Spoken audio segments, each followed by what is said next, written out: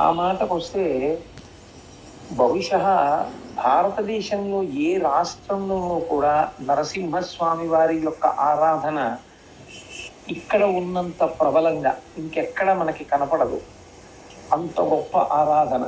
ఒక రకంగా చెప్పాలి అంటే నరసింహస్వామి ఆంధ్రదేశానికి మాత్రమే స్వంతమైనటువంటి ఈశ్వర స్వరూపం.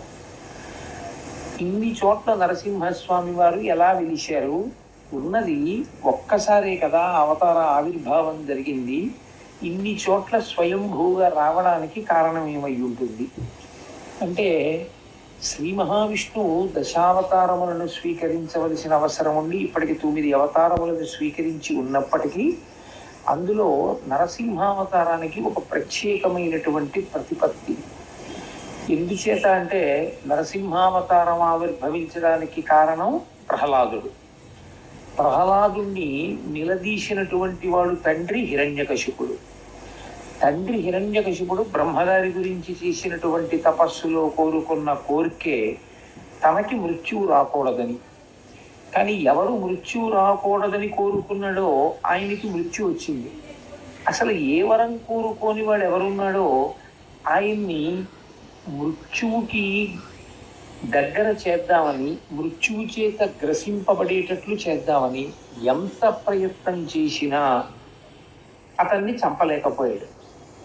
ఇది ప్రహ్లాదోపాఖ్యానంలో నరసింహస్వామి వారి యొక్క ఆవిర్భావ ఘట్టమునందు చాలా విచిత్రమైనటువంటి సన్నివేశం.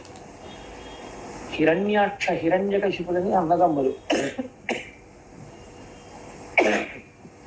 ఆ హిరణ్యాక్ష హిరణ్యకశిపులు ఇరువురిని సంహరించడం కోసమే స్వామి ఒకసారి వరాహావతారంగా వచ్చారు, ఒకసారి నరసింహస్వామిగా వచ్చారు.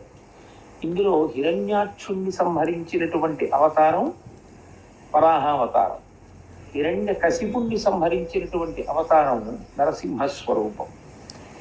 ఇందులో హిరణ్యకశిపుడికి బ్రహ్మగారి దగ్గర వరాలు ఉన్నాయి.